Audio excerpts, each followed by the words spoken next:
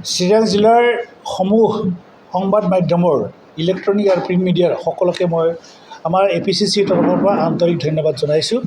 আজি ইয়াত আপোনালোকে উপস্থিত হৈ আমাৰ কংগ্ৰেছ দলৰ যিটো দৃষ্টিভংগী সেইটো আপোনালোকে ৰাজহুৱা কৰিবৰ কাৰণে আগ্ৰহ প্ৰকাশ কৰি ইয়াত আহিছে, তাৰ কাৰণে আপোনালোকক সকলোকে ধন্যবাদ জনাইছোঁ। মই APCCৰ চিনিয়ৰ স্প'ক্সপাৰ্চন প্ৰবীণ বড়ো। ইয়াত আমাৰ APCCত এটা আলোচনা হৈছে যে BTRৰ এইবাৰ যিটো ইলেকশ্যন 2025 BTR ইলেকশ্যনত আমি কংগ্ৰেছে নিজাববীয়াকৈ ইয়াত অংশগ্ৰহণ কৰিম। ইয়াৰ আগৰবিলাকত আমাৰ কংগ্ৰেছ দলে মানে BTC চুক্তি হোৱাৰ পিছত এই যিটো আৱেগ অনুভূতিৰ ওপৰত ভিত্তি কৰি পেলাই BTC চুক্তি হৈছিল, সেইটোৰ প্ৰতি সন্মান জনাই কংগ্ৰেছ দলে আমাৰ দলে ইমান বছৰে BPF দলক শাসন কৰিবৰ কাৰণে BTC অঞ্চলত সম্পূৰ্ণ কৰ্তৃত্বৰ অধিকাৰ দিছিল। আমি তাত কোনো ধৰণে ভাগ লোৱা নাছিলোঁ। কিন্তু এতিয়া সময়ৰ পৰিৱৰ্তন, ভাৰতবৰ্ষৰ যিটো জনসাধাৰণৰ জনমত, সেই জনমতৰ ওপৰত ভিত্তি কৰি আৰু আমাৰ অসমত আমাৰ কংগ্ৰেছ দলৰ যিটো স্থিতি বৰ্তমান, যিটো ৰাইজৰ যিটো আমি সমৰ্থন পাইছোঁ, ইয়াৰ ওপৰত ভিত্তি কৰি পেলাই আমিও ঠিক কৰিছোঁ যে আগন্তুক 2025 যিটো BTC ইলেকশ্যন, সেই ইলেকশ্যনত আমি এককভাৱে কংগ্ৰেছ দলে এই BTC অঞ্চলত অংশগ্ৰহণ কৰিম।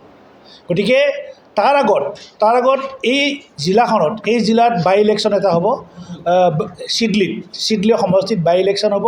আৰু সেই বাই ইলেকশ্যনটো 2085 চনৰ BTC ইলেকশ্যনৰ কাৰণে এটা পৰীক্ষামূলক বাই ইলেকশ্যন। এই বাই ইলেকশ্যনত আমি BPF দল কংগ্ৰেছ দলে আমাৰ কংগ্ৰেছ দলে কি ধৰণে আমি এই অঞ্চলৰ সকলো জনসাধাৰণৰ গ্ৰহণযোগ্য কৰি তুলি পেলাই চিডলিত আমি আমাৰ যি উত্থান সেইটো আমি ৰাইজক দেখুৱাব পাৰোঁ, তাৰ ব্যৱস্থা গ্ৰহণ কৰাৰ কাৰণে ইতিমধ্যে আমাৰ কংগ্ৰেছ দলে সিদ্ধান্ত গ্ৰহণ কৰিছে। গতিকে ৰাইজৰ ওচৰত আমি আমাৰ দলৰ যিটো সাংগঠনিক স্থিতি, সেই সাংগঠনিক স্থিতি শক্তিশালী কৰাৰ উদ্দেশ্যে আমাৰ APC দলৰ তৰফৰ পৰা আমি এইবিলাকে আজি চিৰাং জিলাত ইয়াত এই প্ৰেছ ক্লাবত, আপোনালোকৰ প্ৰেছ ক্লাবত আমি আলোচনাত বহিছোঁ। আমাৰ লক্ষ্য হ'ল যে আগন্তুক 2025 BTC ইলেকশ্যনৰ আগত চিডলি বাই ইলেকশ্যনত যিকোনো প্ৰকাৰে আমি কংগ্ৰেছ দলে ইয়াত দখল কৰিব লাগে এই সমষ্টিটো, আৰু সেই উদ্দেশ্য আগত ৰাখি সাংগঠনিক দিশটো শক্তিশালী কৰাৰ কাৰণে আজি আমি একত্ৰিত হৈছোঁ। এইখিনি আমাৰ উদ্দেশ্য আজি। ইতিমধ্যে কেইজনমানে বিচাৰিছে চিডলি সমষ্টিৰ কাৰণে।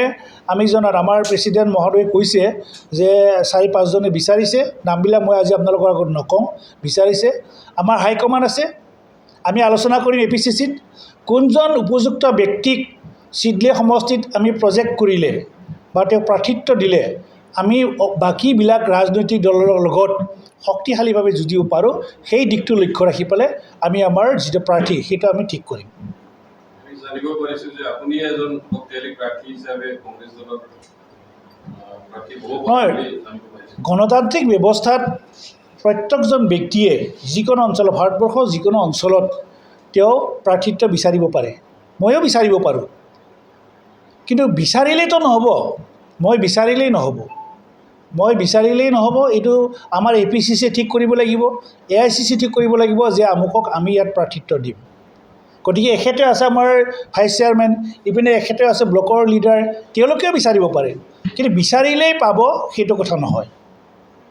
আৰু মই কিন্তু ইয়াত আজি প্ৰাৰ্থিত্ব বিচাৰি বা তেনেকৈ সেই উদ্দেশ্য আগত ৰাখি পেলাই আমি অৰ্গেনাইজ কৰিবলৈ অহা নাই।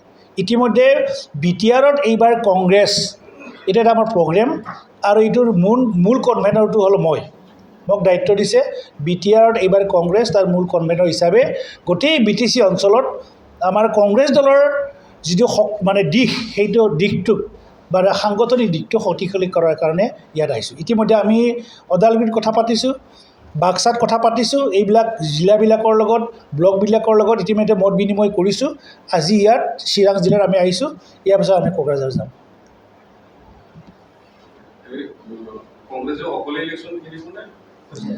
এতিয়ালৈকে আমি ঠিক কৰিছোঁ যে আমাৰ যিহেতু আজিৰ পৰিৱেশটোত আমাৰ ৰাইজৰ যিটো সমৰ্থন আমি পোৱা বুলি ভাবিছোঁ আৰু হয় গোটেই ভাৰতবৰ্ষৰ এটা জনজাগৰণ সৃষ্টি হৈছে এটা পৰিৱৰ্তনত ঢৌ আহিছে গতিকে আমি অকলেই ইয়াত যুঁজিব পৰা ক্ষমতাটো কংগ্ৰেছ দলে BTC ভিতৰত অকলে যুঁজিব পৰা ক্ষমতাটো আছে নিটৰ কেলেংকাৰী বুলি বহুত আলোচনা কৰিছে আপোনাৰ এজন প্ৰাক্তন ছাত্ৰ নেতা এইটো কি হ'ব নহয় সেইটোতো কেলেংকাৰীটো কেলেংকাৰীয়ে তাৰ বিজেপিৰ বিফলতা এইটোতে বিজেপিয়ে বহু ধৰণৰ কথা কৈছে ভাল ভাল কথা তেওঁলোকে কয় কিন্তু কৰ্মক্ষেত্ৰত তেওঁলোকৰ যিটো ভালৰ পৰিণতি সেইটো কিন্তু ভাল নহয় তেওঁলোকে বহুত ভাল কথা কৈছে আজি কিমান মেধাৱী ছাত্ৰ ছাত্ৰীবিলাকৰ মনত আঘাত দিয়া হৈছে সেই কথাখিনি মানে এই চৰকাৰখনে উপলব্ধি কৰিব পৰা নাই আৰু সেইকাৰণে ইতিমধ্যে আমাৰ APCC আৰু AICCয়ে এইটো সম্পৰ্কত যথেষ্ট প্ৰতিবাদ কৰা হৈছে আমি কৰিছোঁ আৰু প্ৰাক্তন ছাত্ৰ নেতা হিচাপেতো এইটো বেলেগ কথা